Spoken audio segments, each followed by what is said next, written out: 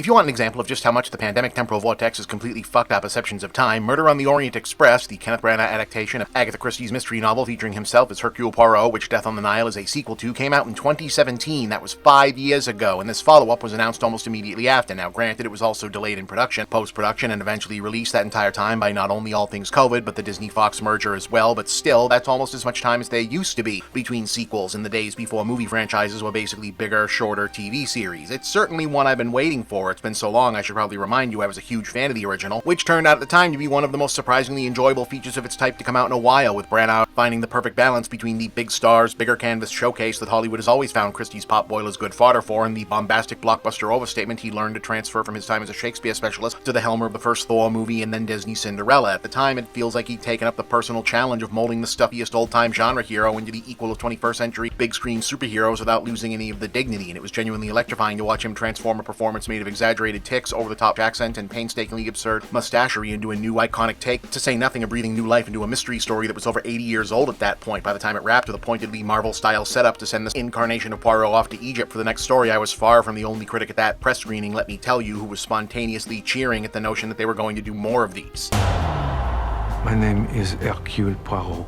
and I am probably the greatest detective in the world.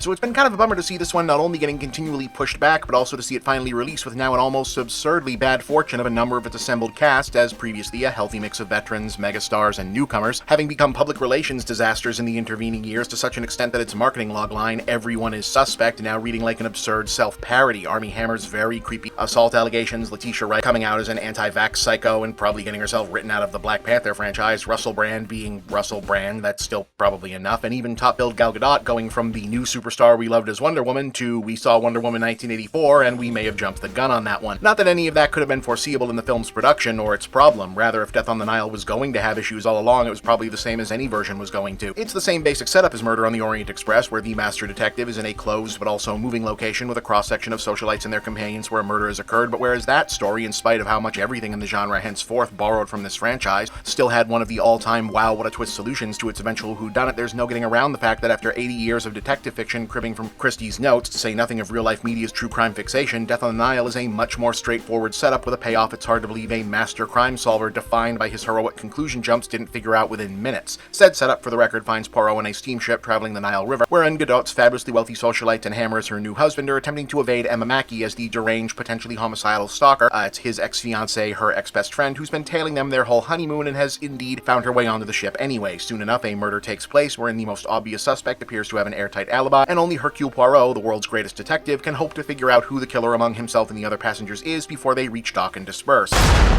Someone is dead. The crime is murder.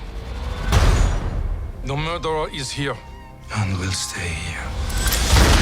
I'll play fair and not put major plot stuff beyond that in this review of a detective movie, even if the story is nearly a century old, but even if you don't know the story already, yeah, it's kinda hard once you know who's dead to feel like you know where this is going right away, which hell of a conundrum for the franchise Branagh seems intent to build out of this Poirot, and it's once again an extra level of interest to see the extra length the film goes to work around these kind of roadblocks, chiefly adding an action hero prologue set in World War I to give Poirot's affectation a kind of origin story, bringing back an additional character from Orient Express to add a secondary rationale for Poirot to be involved in the first place, and pushing the actual death that leads the investigation ahead a full hour into the story, so as to add intrigue, character dimensionality, and sympathy for the victim, and one would expect more screen time for a certain expensive movie star. The end result, unsurprisingly, is a film quite a bit less streamlined and energetic as the first. You can see a touch too often where the ADR had to step in and handle what editing couldn't clarify. There's a surprising amount of second unit cut-ins getting us past the problems of a steamship being a much less geographically intriguing maze to set an indoor thriller in than a series of train cars, that kind of thing. Is it bad? No, not by any means, definitely not compared to other recent attempts at this kind of movie, but it's also not exactly the follow-up such a strong start seemed like it deserved. The good news is, just as Branagh is still clearly crafting his own built-for-the-big-screen 21st century blockbuster hero incarnation of Poirot, rather than a direct translation of the character from the novels, it's equally clear that with Orient Express, he's not so much filming the novel as updating the tradition of it, using it as a showcase for big stars to put on period costumes and ham it up in interrogation and confession set pieces. Branagh fixes his brow, twitches Earth's mightiest mustache, and makes startlingly observant accusations. Glamorous actors react with very big acting, repeat as necessary. You accused me of murder.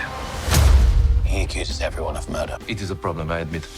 Lined up to do the duties, in addition to Godot and Hammer, are an appropriately potent assortment, including the previously noted Wright and Brand, a reuniting Don French and Jennifer Saunders, Sophie Okonedo, Tom Bateman, Rose Leslie, Annette Bening, and Ali Fazal, and you get just about the turns you expect from that type of assemblage. Bening and Okonedo are particularly fully aware of the assignment and know exactly how to play this kind of material, with the perhaps unexpected exceptions of Russell Brand opting to play things so understated you kind of wonder why they cast Russell Brand at all. It's not like he has a ton of range or suits the character very well otherwise, and Wright's uncharacteristically stiff performance and, let's say, creative attempt at an American Southern 1930s accent. Whatever else you can say about her, she's generally a very good actress, and it's really surprising how bad she is in this. On the other hand, the MVP, not only of the cast but the whole film, turns out to be Emma Mackey in the lovesick stalker part. You'd think it would be a thankless role, play the crazy chick whose role in the film is to have been outshone by literally Wonder Woman, but Branagh turns her entrances and looming specter into tableaus of madness and dread while she delivers an old-school, seething crazy woman turn for the ages that manages to eclipse anyone who even happens to be on screen at the time. It's an over-the-top turn and an overwrought role, yes, but she manages one of the most instantly arresting Star is Born debuts of its type in years. As for the rest of it, call it a good time, if not a great film, but as was the case before, the care Branagh is putting into this franchise as a project and the fun he seems to be getting out of it are infectious as hell. I hope the studio lets him make as many more of these as he wants to, because yeah, I'm still really enjoying this series. 7 out of 10, give it a look.